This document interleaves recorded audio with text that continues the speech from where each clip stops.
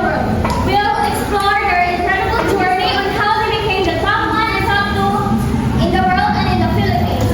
But first, we'll watch a documentary on how they became top one and top two in the Philippines and in the world. 1 minute in the wrong direction.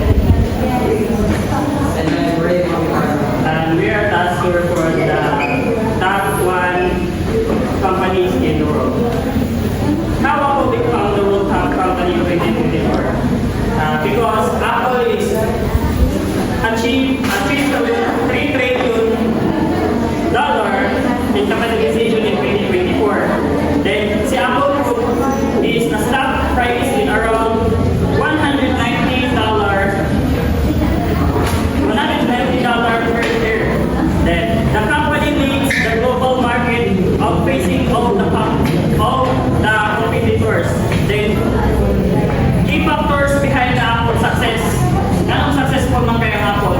That because kay every year, innovate sila mga bagong product, upgrade sila bagong product yearly. Then as kanang boomer ng mga generation, like nagkuhan sila kanang kung sa trends na ipagawa sa Apple, like mukadin sila ba, adapt din sila kung sa ibitaw bagong kuhan, palit din sila, nag-release na lang, mamaligyan na lang hindi para lang makapalit ng Apple. Then that's why grabe ka boom ang market sa Apple. The next topic that I'm going to discuss is smart financial strategies driving growth. So, Apple's financial strategies centered around strong margins, cash reserves, stock buybacks, dividend payouts, strategic R&D investments, and increased shareholder value. Have played a crucial role in driving its success. So, strong margins. Apple is known for its high margin business model, which enables the company to generate significant profits. And several factors contribute to these strong margins are premium pricing strategy, high value services, and efficient supply chain. And for the cash reserves, Apple has built up some of the largest cash reserves in the corporate world, which gives the company a significant advantage in managing operations and driving growth.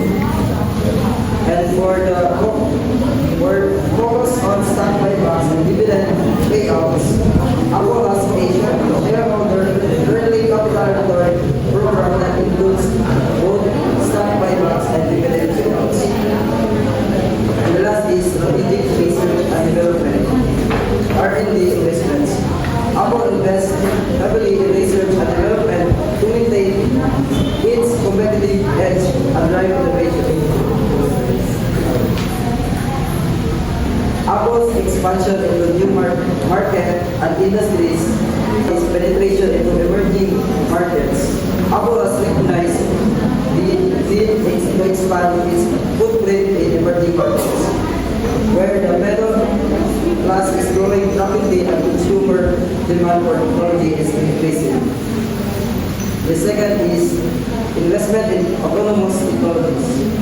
One of Apple's most ambitious ventures is its investment in autonomous technologies, particularly in the realm of autonomous vehicles and self-driving technologies.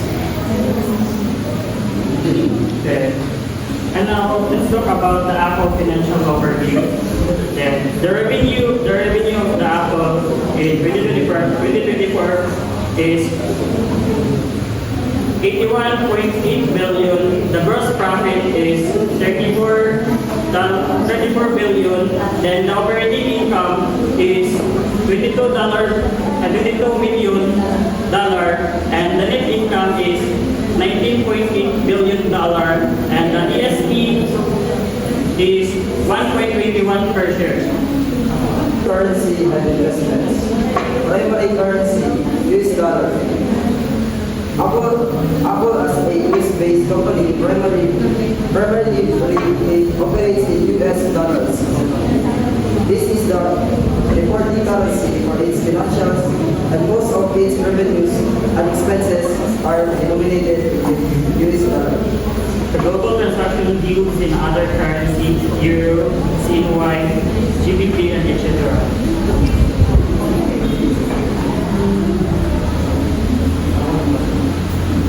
Though its primary currency is used, the Apple deals in various other currencies to its global operations. An investment holds a large cash reserve and diverse financial assets. Apple's financial strength is partly driven by its massive cash reserves, which are among the largest of any corporations globally. As of recent reports, Apple owns over $200 billion in cash and investments. The stock performance. The strong stock record with a consistent growth. Apple has demonstrated strong track record of consistent stock performance driven by robust financial results, innovations, and strong management.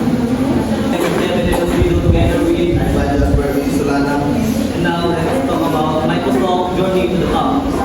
Microsoft is the second largest company worldwide market capitalization due to its exceptional financial performance, innovation, strategic market positioning. As of 2024, Microsoft market capitalization is approximately $2.6 trillion, playing it second only to Apple Corporation. A remarkable transformation fueled by innovation, acquisition, and smart investment describe a significant evolution of growth that the company achieved when it strategic changes in its operations. This presentation will explore how Microsoft achieved this status and its strategic investment. Microsoft Corporation is a multinational technology company founded by Bill Gates and Paul Allen in 1975. Initial vision: a computer on every desk and in every home. Revolutionize personal computing with Windows, Office, and enterprise solutions. Embrace a cloud-first AI-first strategy. Azure become a leading cloud platform. Invest in AI tools, Cortana, Azure AI, and OpenAI partnership. Investment in the stock market. Investing in Microsoft stock can be a great opportunity given the company's strong market presence and diverse product portfolio.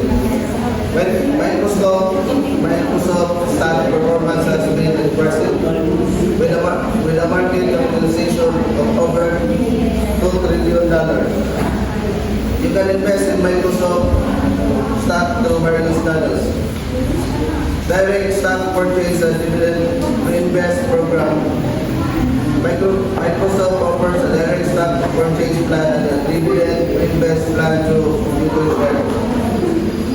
Brokerage firm, you can also purchase Microsoft stock through reputable brokerage firm.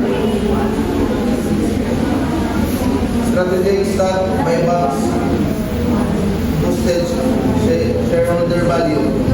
Investment in startups will take an excellent created a diversified portfolio that contributed to sustained growth.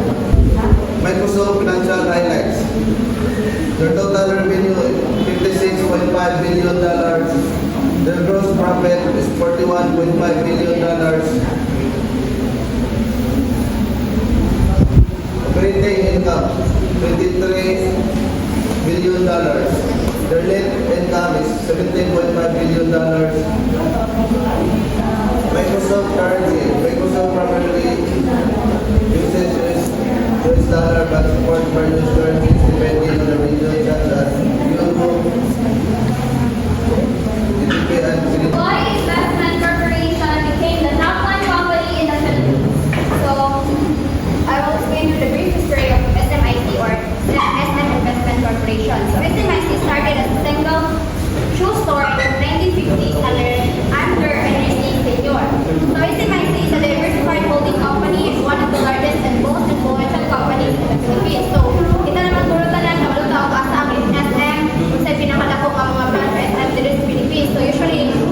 sabi na siya sa mga big cities.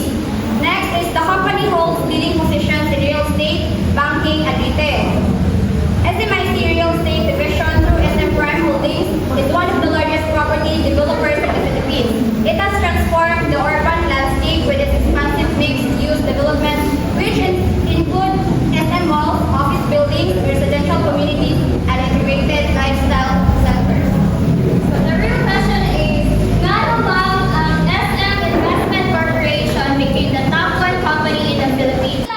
Dagko nga kumpanya na ilang mga shareholders bitaw, like the banking nila, ang BDO Bank, na sila yung retail networking sa mga department store, mga SM, and SM Prime Holdings. Mga una ang pinakadaman na share sa SM Investment Corporation.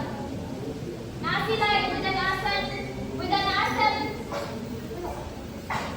asset base of around $90 billion across both banks. This banking division provides SMIC with a stable revenue stream. So all in all, na sila nganong na top 1 sila sa Philippines because they have a strong retail networking, they have a kanang strong investment and acquisition and management and leadership, and they have a brand reputation, which is na ang mga trusted ilang companies sa 100 million Filipinos, and most importantly na sila kanang strong financial results in 2024.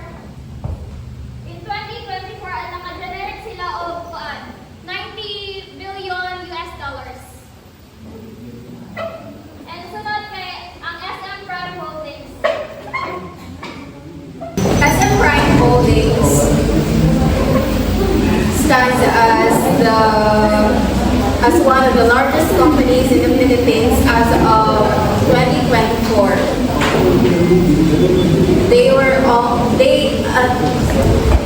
The company is owned by the Siege family. It was incorporated in 1994 and has grown to become the largest retail shopping center developer and operator in the Philippines. So let's talk about their strategic expansion and strategic investment that plays a vital role in them becoming the top 2. So first is they focused on long-term growth and portfolio diversification, entered office space, commercial properties, and hospitality sectors. And last is smooth out economic mortality by balancing risk across various industries. So, investment in the stock market.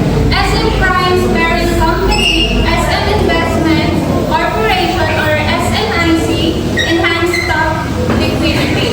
Strategic moves on the Philippine Stock Exchange or PSE is fund to expansion. Attracted both local and international inventors, boosting valuation. Currency, primary currency, Philippine peso. International operations may involve Chinese yuan or CNY for overseas ventures in China. Income